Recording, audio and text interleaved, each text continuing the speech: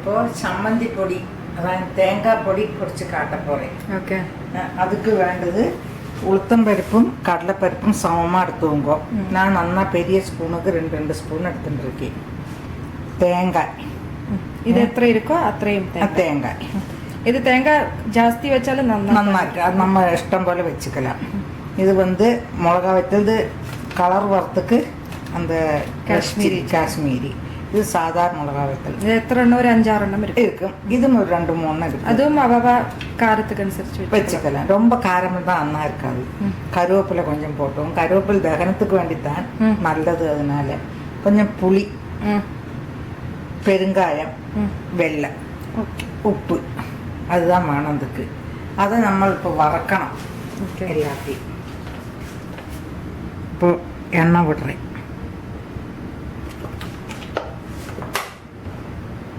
பெருங்காயத்தை முதல்ல போட்டுவோம். சரி. இது என்னத்துக்கெல்லாம் தொட்டுக்க நல்லா இருக்கும்? தோசைக்கு, இட்லிக்கு தொட்டுக்கிறதுக்கு நல்லா இருக்கும். தயிரும் சாத்துக்கு நல்லா இருக்கும். ஒரு நேரம் பிசைஞ்சு சாப்பிட்னா கூட அது டேஸ்ட்டாக இருக்கும். சில வாளுக்கு பிடிக்கும், சில வாளுக்கு பிடிக்காது. அது போட்டிருக்கேன். இப்போ இந்த உளுத்தம்பருப்பும் கடலைப்பருப்புமா சேர்ந்து இதை போட்டிருக்கேன். நான் கொஞ்சம் தான் வறுத்து காட்டுறேன். நீங்கள் நிறைய கூட பிடிச்சி ஃப்ரிட்ஜில் கூட வச்சுக்கலாம். 1 மாதத்துக்கு கெட்டு போகாது. பொடிச்சு வச்சுருந்தேன். மிளகாപ്പൊடி மாதிரி தான் ஏகദേശம் சாதாரண மிளகாപ്പൊடி பொடிக்கிறோம். இட்லி மிளகாപ്പൊடி பொடிக்கிறோம் இல்லையா, தோசை மிளகாപ്പൊடி. அதில் நல்லா புளியும் தேங்காயும் வச்சுக்கிறோம். ஆனால் அந்த டேஸ்ட்டுக்கு நல்ல டிஃப்ரெண்ட் இருக்கும். அது நல்லா கோல்டன் கலரில் வரல. உளுத்தம்பருப்பும் இதுவும் ஒன்று வறந்தோன்னா அதில் மிளகா வெத்தலும் இந்த கருவேப்பிலை போட்டுருக்கு. அது நல்லா செவக்கணும். இப்போ நல்லா பொன்னிறமாக வறந்தாச்சு. மிளகா வெத்தலும் நல்லா வறந்தாச்சு. இது நம்ம ஒரு பாத்திரத்தில் கொட்டிக்க வேண்டியது.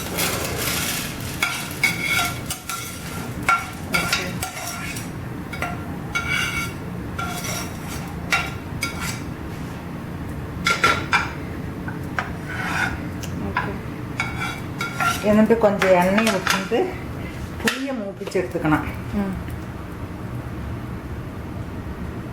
புளி அதில் நல்லா வெந்து போயிடும். நல்லா இதாக வந்துவிடும். கொஞ்சம் அலத்தி போட்டு கொஞ்சம் சின்ன சின்ன ஆக்கி போட்டுண்டா வேகம் உங்களுக்கு அது பொடிக்கிறதுக்கு கிறிஸ்பி ஆகணும் இல்லையா, அது மாதிரி ஆயிடும்.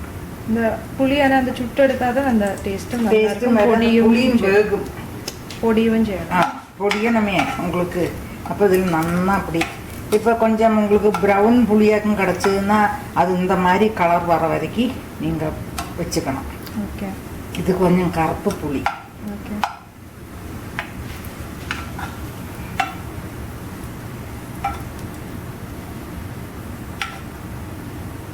அந்த எண்ணெயில் நல்லா ரோஸ்ட் ஆகணும். இப்போ ரோஸ்ட் ஆகிற வாசனை வருது எங்களுக்கு.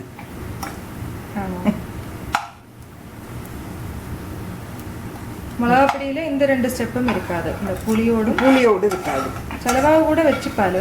செலவாக கூட புளி வச்சுப்பா. அது அப்படியே பச்சையாக வச்சுன்னு போடுவா.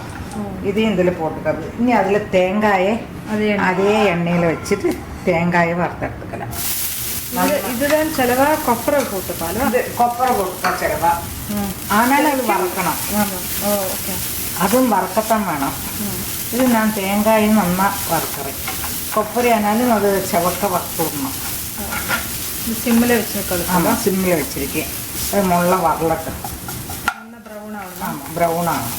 இந்த கறிக்கெல்லாம் வறுப்போமே, எரிச்சேரிக்கு கறிக்கெல்லாம் அது மாதிரி வரலாம். அதிகம் எண்ணெய் வைக்கப்படாது. அதிகம் எண்ணெய் வேண்டாம். இந்த மாதிரி செவக்க வறுக்கணும். நல்லா செவக்க. எண்ணெய் அதிகம் விட்டுக்காங்க. எண்ணெய் அதிகம் விட்டுனால் அது நீங்கள் பொடிக்கிறத எண்ணெய் ரொம்ப இது பண்ணுற மாதிரி இருக்கும். ஒட்டி ஒட்டிட்டு வந்துவிடும். கேஸ் அமைச்சாச்சு. இதுக்குள்ளே இருந்து ஒரு வகு வந்துவிடும். இது ஆறிட்டு பொடிச்சிட்டு காட்டுறேன் எல்லாம். ஃபஸ்ட்டு அந்த இந்த வறுத்து வச்சதையெல்லாம் இதையெல்லாம் சேர்த்து உப்பையும் போட்டு பொடியுங்கோ. ஓகே. அப்புறம் இந்த வெல்லத்தை போட்டு எல்லாத்தையும் ஒன்னிச்சே போட்டுக்கலாம். வெல்லம் எங்க? இந்த வெல்லம். ஓகே. அது எப்போ செய்வேன்? அது ஒன்று பொடிஞ்ச பின்ன வெல்லத்தை போட்டுக்கலாம். சரி. வெல்லத்தை போட்டு கடைசியில் இந்த இதை போட்டு ஒன்று திருப்பണം பக்கம். ஓகே. இது நல்லா செவந்தாச்சு. சரி. அது ஆறட்டும்ல? ஆறட்டும். இது அந்த உளுத்தம்பருப்பு, கடலைப்பருப்பு, மிளகா வெத்தல், இந்த புளி, வெல்லம், புளி அதெல்லாமே போட்டு ஃபர்ஸ்ட் பொரிச்சிட்டு பின்ன வெல்லம் போட்டு இன்னும் திரிச்சல்ல. ஆமாம். உப்பும் போட்டிருக்கேன். உப்பும் போட்டாச்சு. இப்படி பொடிச்சிருக்கேன். ஓகே. இந்த மாதிரி பொடிஞ்சாச்சு. இப்போ நீங்கள் அந்த தேங்காயை போட்டு ஒரு திரிச்சுக்கணும். அது மாதிரி திரிச்சிட்டு காட்டும். இதான் பொடிச்சாயாச்சு. இதை நல்ல ஒரு மூடி உள்ள பாத்திரத்தில் போட்டுட்டு வச்சு வைப்போம். சம்மந்தி பொடி ஆர் தேங்காய் பொடி. ஆமாம், சம்மந்தி பொடி இல்லாட்ட தேங்காய் பொடி. வாசனை சூப்பராக இருக்குது.